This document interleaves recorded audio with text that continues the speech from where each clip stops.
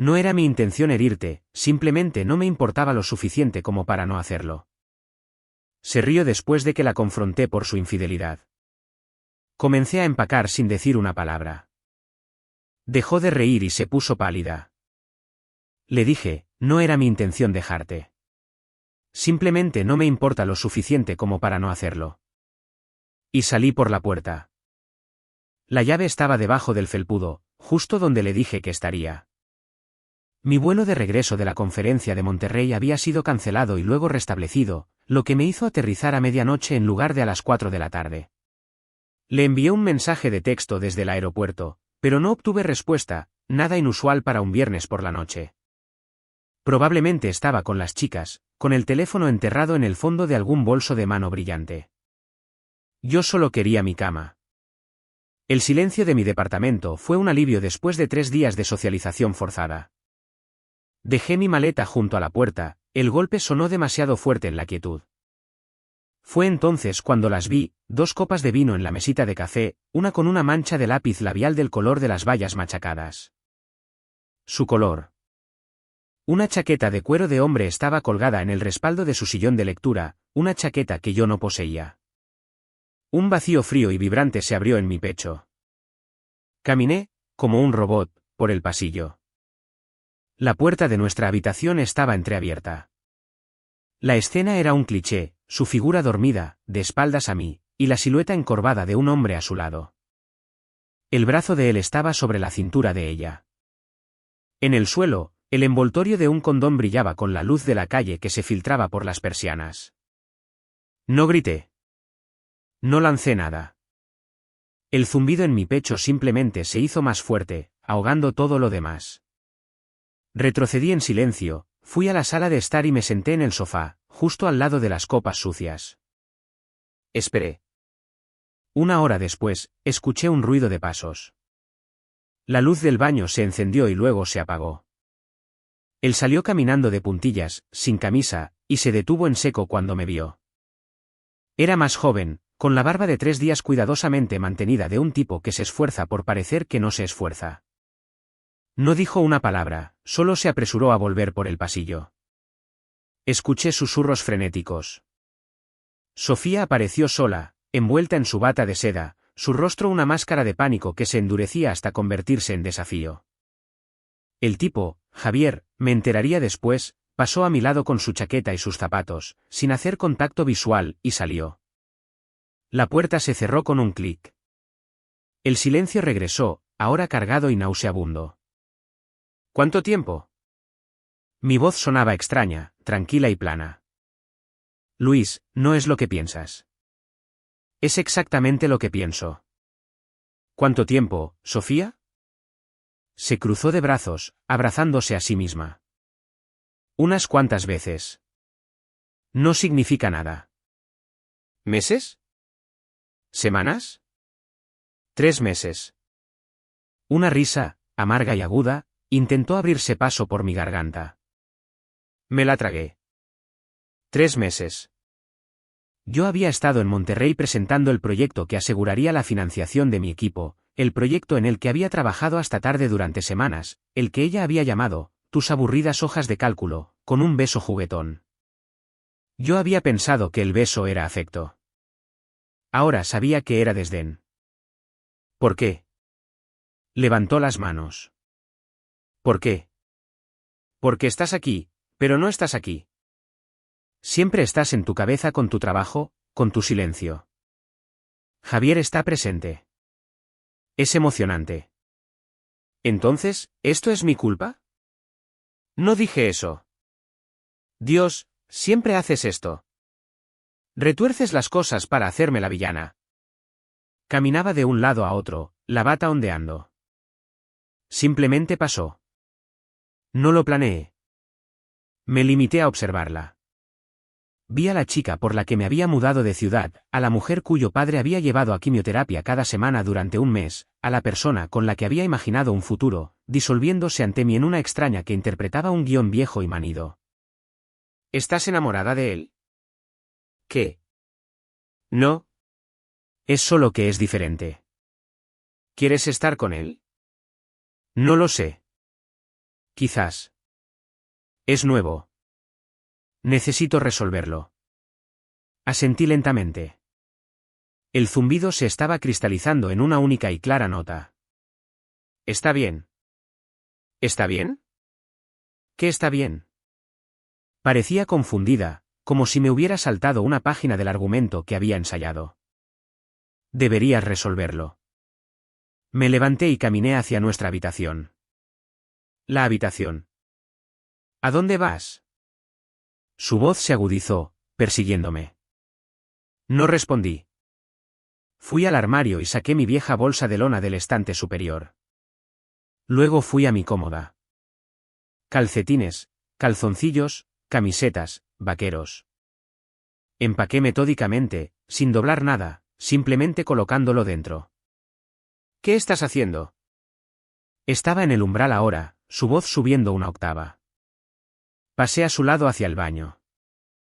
Cepillo de dientes, maquinilla de afeitar, desodorante, el estuche de lentes de contacto de repuesto. Los dejé caer en el neceser. Basta, exigió, siguiéndome de vuelta a la habitación. Detén esto ahora mismo. ¿En serio estás haciendo una maleta? ¿Te vas a ir por esto? Abrí la cremallera de mi maleta del pasillo, la que había usado durante 3 días, y comencé a transferir el contenido de la bolsa de lona a ella. Ropa de trabajo, zapatos de vestir, mi portafolio. Luis, háblame. Fue solo sexo. Estás siendo ridículo. Finalmente me giré para mirarla. El desafío seguía allí, pero se estaba resquebrajando en los bordes, revelando el pánico debajo. No podía controlar la narrativa si yo me negaba a leer mis líneas. Solo di algo. Gritó, las palabras rebotando en las paredes. Respiré hondo. La nota clara en mi cabeza era una orden, no interactúes. Solo vete. Necesito entender, dije, mi voz todavía con esa terrible y uniforme calma. Entonces, ¿estás diciendo que no tenías la intención de herirme? No. Por supuesto que no tenía la intención.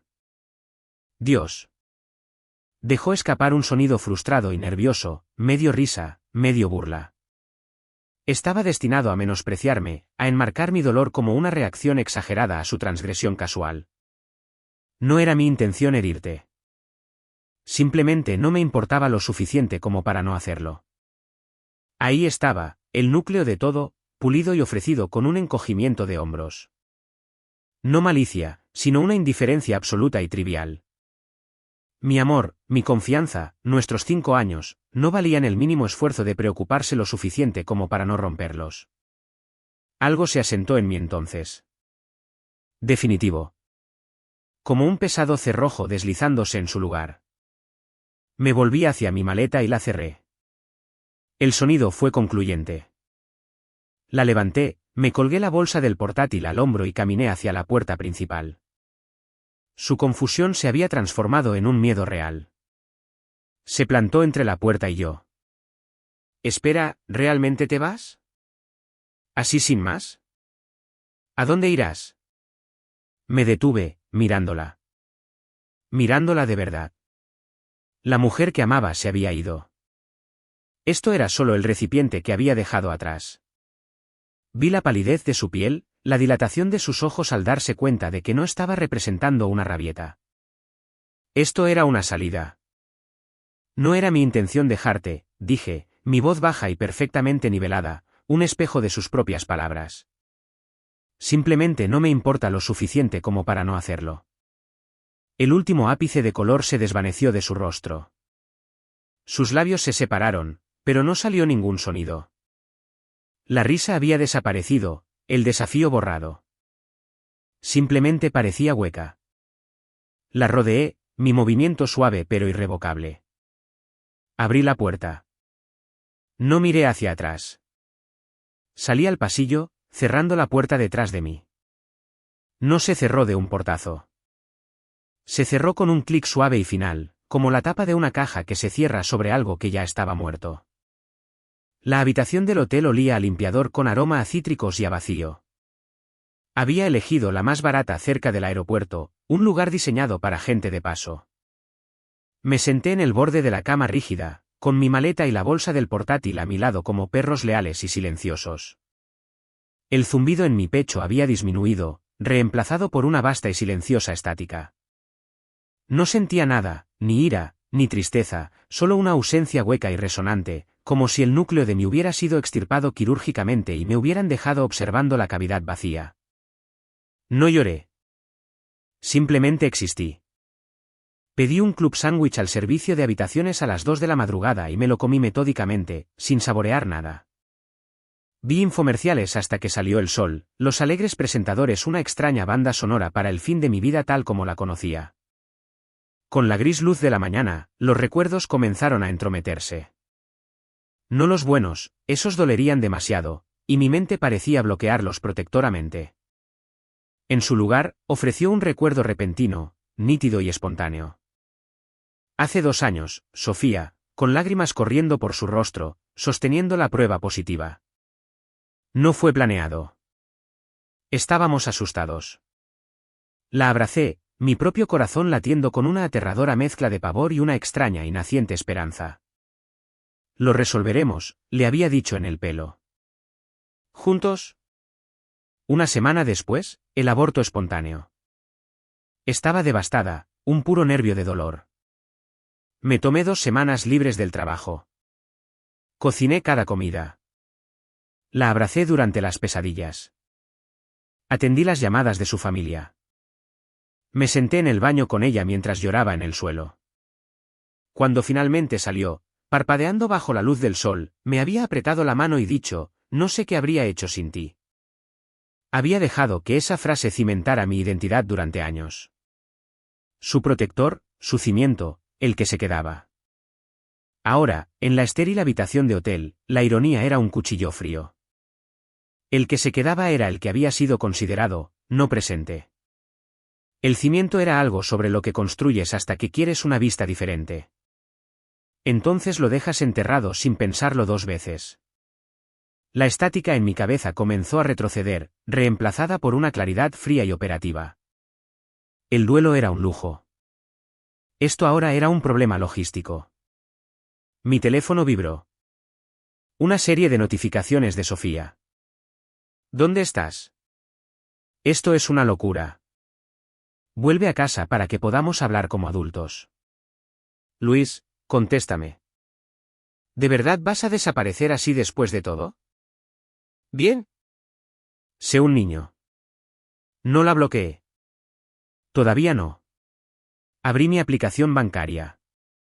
Transferí mi mitad de las facturas del último mes de nuestra cuenta conjunta a la mía personal. Cancelé el pago automático de nuestras próximas vacaciones, las de Cancún para las que había estado ahorrando como sorpresa por nuestro aniversario. El correo electrónico de confirmación se sintió como quitarme un peso de encima. Luego envié un solo mensaje. Lo redacté 3 veces, despojándolo de cualquier emoción, de cualquier gancho al que pudiera aferrarse. Mis pertenencias serán recogidas del departamento el martes por la tarde. Tu llave se dejará con don Jorge, el conserje. Por favor, retira cualquier cosa que consideres tuya antes de esa fecha. Su respuesta fue instantánea. Sofía, ¿qué demonios, Luis? ¿Simplemente te rindes? ¿Ni siquiera vas a luchar por nosotros? ¿Tan poco significaba para ti? Puse el teléfono boca abajo. Ese fue el último mensaje de ella que leería. Metódicamente revisé mis redes sociales. Me desetiqueté. Cambié mi estado sentimental a soltero. Dejé de seguirla y luego, sin drama, la bloqueé de todo, Instagram, Facebook, Twitter, incluso Spotify. No fue un acto de ira. Fue higiene, eliminar una fuente de infección. A continuación, los amigos. Nuestro círculo mutuo. Elegí a 3 que respetaba más y les envié mensajes casi idénticos. Ana, hola. Solo un aviso, Sofía y yo hemos roto. Fue por una infidelidad de su parte. No deseo discutir los detalles, pero quería que lo supieras por mí. Me estoy tomando un tiempo, pero valoro tu amistad. Las respuestas fueron una mezcla de conmoción, apoyo y una incómoda simpatía.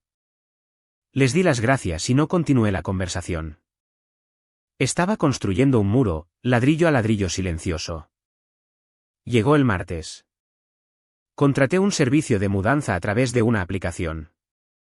2 extraños educados e indiferentes con camisas tipo polo a juego empacaron el resto de mi ropa, mis libros, mis discos, el juego de cuchillos de chef que mi padre me regaló. Lo pusieron todo en una bodega, la número 317.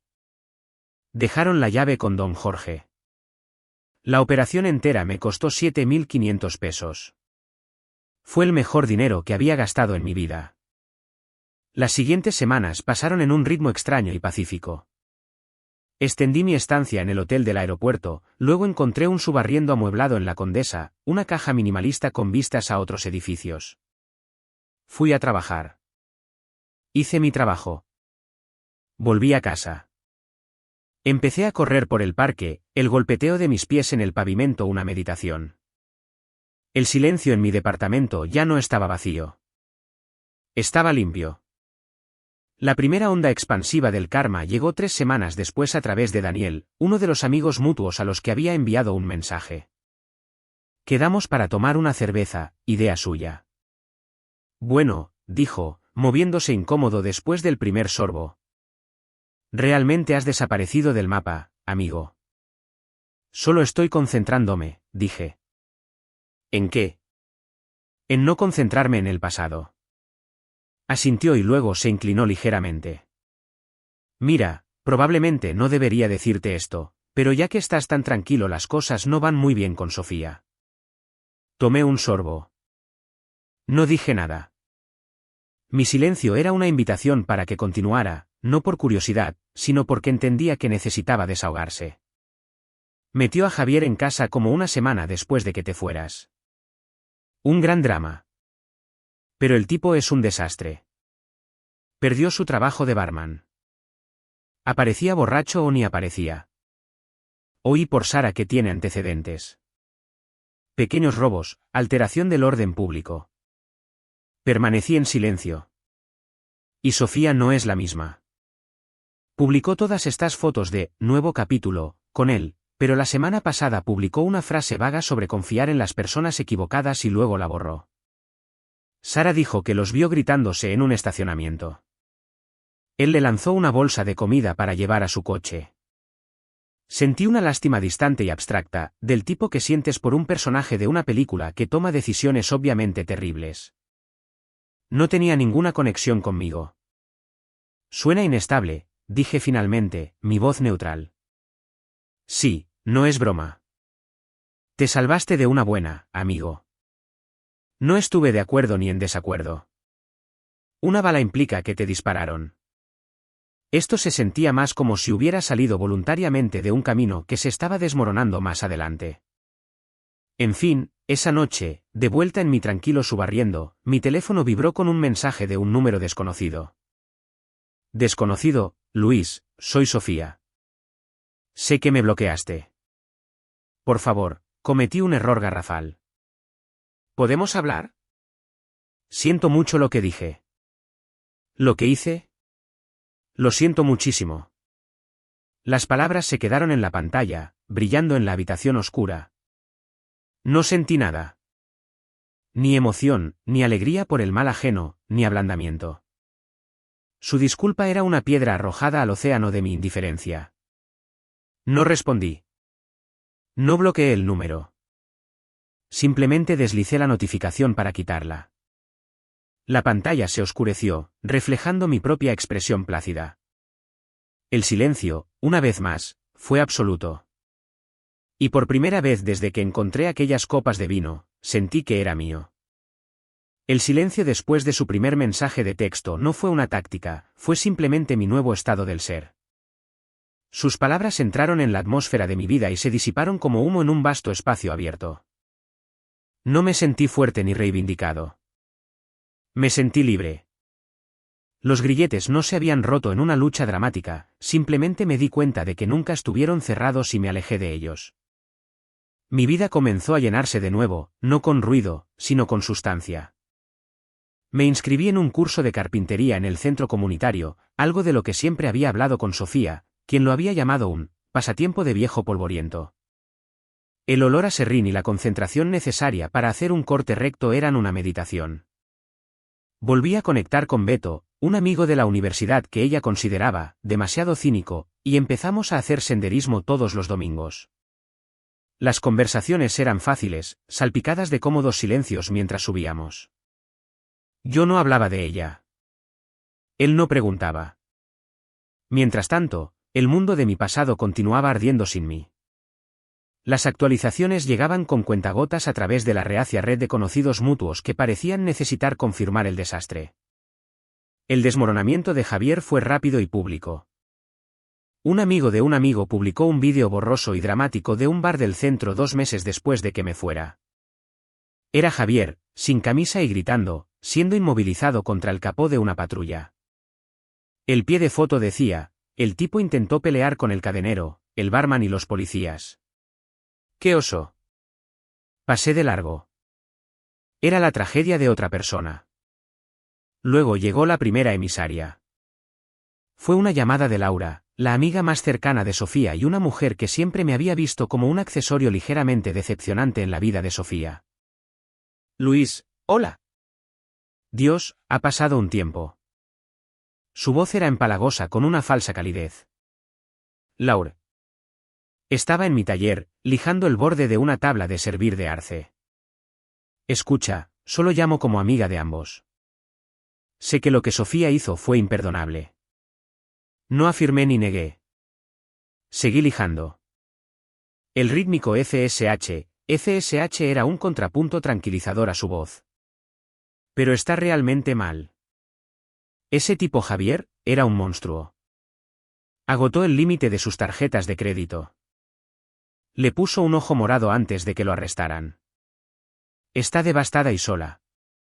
FSH. Ha aprendido la lección, Luis. Una muy dura. Creo que si la escucharas, podría ayudarla a sanar. Todavía te quiere, ¿sabes? Está tan perdida. Dejé la lijadora. La madera estaba suave bajo mis dedos. Aprecio que te hayas puesto en contacto, Laura, dije, mi voz serena. Pero mi decisión es final. Espero que encuentre el apoyo que necesita. El subtexto era claro, de otra persona. Hubo una larga pausa. Mi cortesía había desarmado su guión. ¿Eres realmente tan frío? Dijo finalmente, la dulzura evaporándose. Soy así de resuelto, corregí suavemente.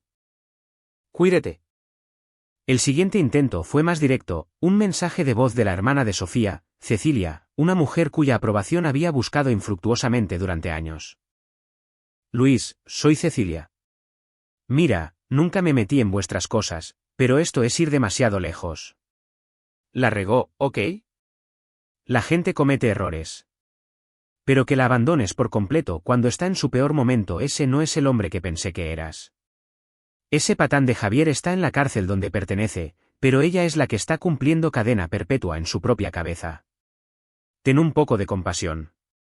Llámala. Borré el mensaje de voz. El hombre que ella pensaba que yo era una ficción, una figura plácida y complaciente que existía para estabilizar a su hermana. Ese hombre se había ido.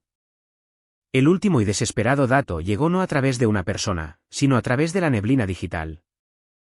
Por morbosa curiosidad, una tarde tranquila, Beto buscó los registros judiciales públicos de Javier en su portátil. Ahí estaba, múltiples cargos por la pelea del bar, más una orden de arresto previa por violar una orden de alejamiento de otra exnovia. El hombre era un patrón, no una anomalía. Sofía no había cambiado a mejor por algo más emocionante, había saltado de una plataforma estable a una falla geológica conocida. Entonces mi teléfono se iluminó con un número local. Dejé que fuera al buzón de voz. Una hora después, lo escuché. Era Sofía, no la mujer suplicante y destrozada de los mensajes. Esta voz era cruda, áspera y crepitaba con una furia que finalmente había roto la fachada de víctima. ¿Sabes qué, Luis? Bien. Ganas tú. Eres el perfecto mártir estoico. ¿Lo pillo? Sus palabras eran arrastradas, ya fuera por la bebida o las lágrimas. Yo soy la villana. Soy la pinche loca que lo arruinó todo. Pero tú nunca fuiste capaz de amar de verdad, ¿verdad? El amor de verdad perdona. El amor de verdad lucha. Tú solo te vas. Eres un fantasma. Un puto fantasma agradable y educado. Lo perdí todo. Todo. Y ni siquiera puedes coger el teléfono para decirme que recibí lo que me merecía. Eres un cobarde. Un cobarde frío y sin corazón. Estoy mejor. ¿Me oyes? Estoy mejor. El mensaje terminó con un estruendo ahogado, como si algo se hubiera lanzado, luego sollozos y, finalmente, el tono de línea. Guardé el mensaje de voz, no por sentimentalismo, sino como un recordatorio. Este era el núcleo auténtico. Una vez que la actuación de remordimiento no obtuvo una reacción, esta era la ira de una persona que creía que sus consecuencias debían ser responsabilidad de otra persona para aliviarlas. El último vestigio de cualquier suavidad dentro de mí se petrificó, convirtiéndose en piedra. Me había mostrado su verdad 2 veces, primero en su indiferencia, luego en su rabia. Le creí ambas veces. Ese fin de semana, terminé la tabla de servir de arce. La aceité y brilló, con la veta rica y profunda. Beto vino y preparé carne asada. Comimos en mi nueva creación. Mientras nos sentábamos en el pequeño balcón de mi subarriendo, con las luces de la ciudad parpadeando, una paz profunda e inquebrantable se apoderó de mí.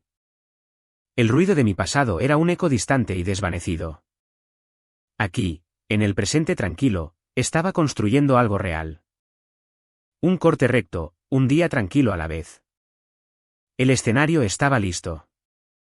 El acto final no me correspondía a mí interpretarlo, pero sabía con una certeza que parecía destino que ella intentaría arrastrarme de vuelta a su obra una última vez.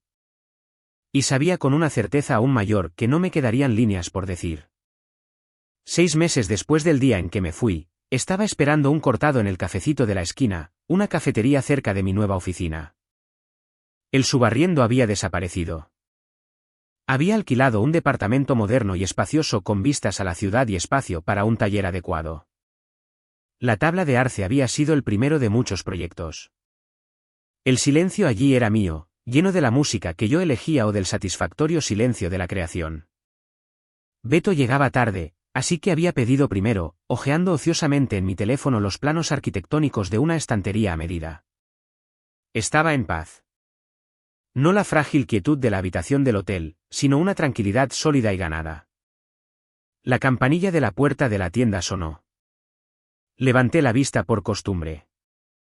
Era Sofía. Se quedó helada justo en el umbral, su silueta recortada contra la luz gris de la tarde. Parecía disminuida. La mujer vibrante y despreocupada que se había reído de mi dolor se había ido.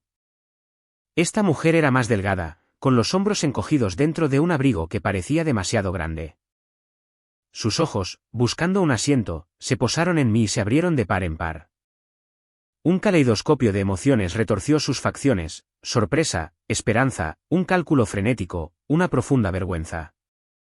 Lo observé desde la distancia como si observara a un animal curioso. No sentí nada. Ni un ataque de pánico, ni un escalofrío, solo un leve interés observacional en lo que haría a continuación.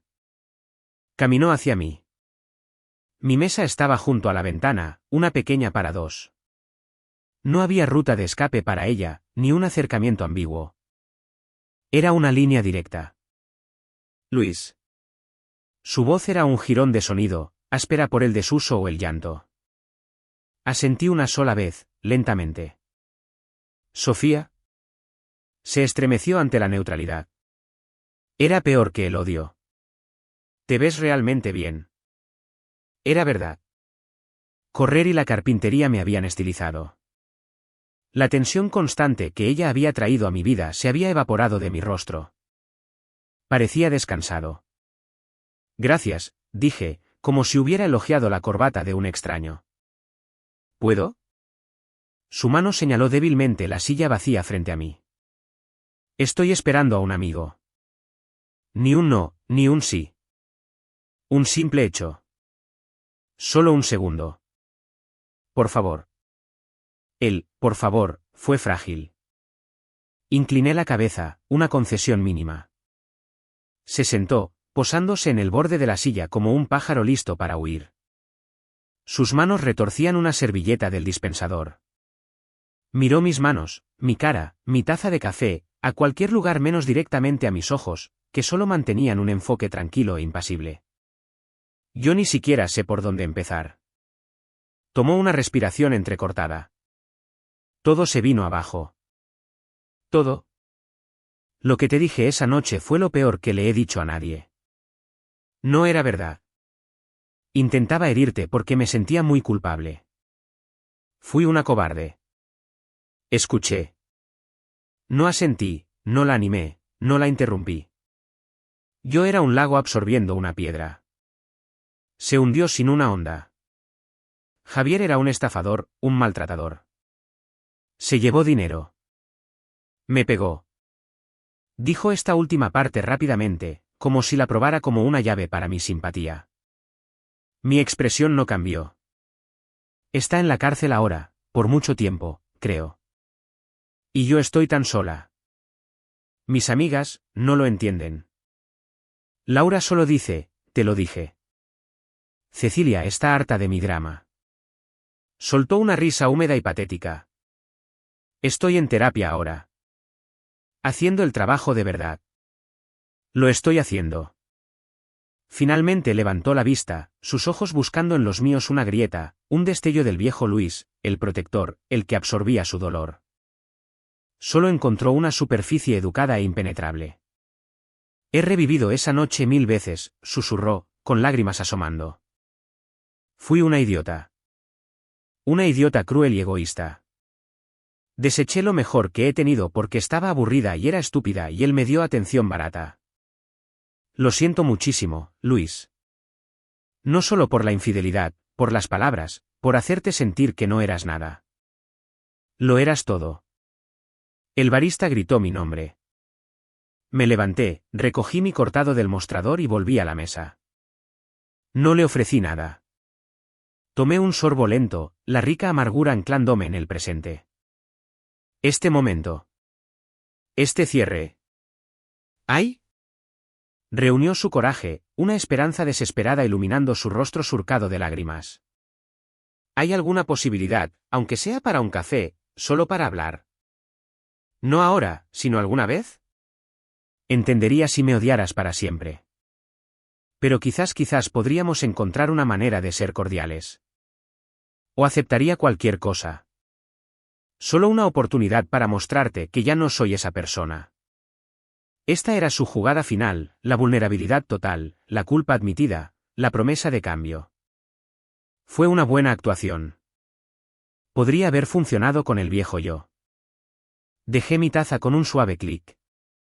La miré de verdad, y no vi al fantasma de mi amor pasado, sino a una mujer triste y desamparada que había incendiado su propia vida y ahora olía el humo en el viento de la mía. Me dijiste la verdad esa noche, Sofía, dije, mi voz baja, serena y perfectamente clara. No te importaba lo suficiente. Eso no fue crueldad por tu parte. Fue tu honestidad por primera vez en mucho tiempo. Abrió la boca para protestar, pero continué, el ritmo constante de mis palabras un muro que no podía escalar. Esa verdad me dio la claridad que necesitaba para irme. Fue el único regalo que me diste en esos últimos meses. Hice una pausa, dejando que la brutal amabilidad de esa declaración se asentara. No es mi intención herirte diciendo esto, pero esa misma verdad significa que no me importa lo suficiente como para volver a visitarla, para volver a litigar el pasado. No hay nada desde donde podamos construir. Solo quedan cenizas. Su rostro se derrumbó. La esperanza se extinguió, dejando una desesperación hueca. ¿Así que eso es todo? ¿Simplemente no sientes nada? Siento paz, dije. Fue lo más honesto y devastador que podría haberle dicho. Espero sinceramente que tu terapia te ayude a encontrar la tuya. En ese momento, Beto entró por la puerta, localizándome. Saludó rápidamente, sus ojos pasando por Sofía con un breve y neutral reconocimiento antes de volver a mirarme, una pregunta en sus cejas arqueadas. Le di una pequeña y genuina sonrisa, una que ella no había visto en años, y me volví hacia ella por última vez. Mi amigo está aquí. Tengo que irme. Me levanté, cogiendo mi café. Cuídate, Sofía. Fue la despedida de un extraño, un adiós educado y terminal. Caminé hacia el mostrador para encontrarme con Beto. Oí el arrastrar de su silla, un sonido ahogado. No me di la vuelta. Beto me dio una palmada en el hombro. ¿Todo bien, amigo? Mejor que nunca, dije, y lo decía en serio. ¿Listo para irnos? Mientras salíamos a la tarde fresca, no me pregunté qué estaría haciendo ella. No sentí su mirada en mi espalda. Ya me había ido, desde hacía meses. El hombre al que suplicaba ya no existía. Se había marchado una noche y en su lugar se encontraba alguien a quien nunca conocería, alguien que había construido una vida, paz a paz constante, sobre un cimiento de tranquila dignidad, lejos del ruido de sus consecuencias. El último hilo se cortó, no con un grito, sino con una verdad silenciosa.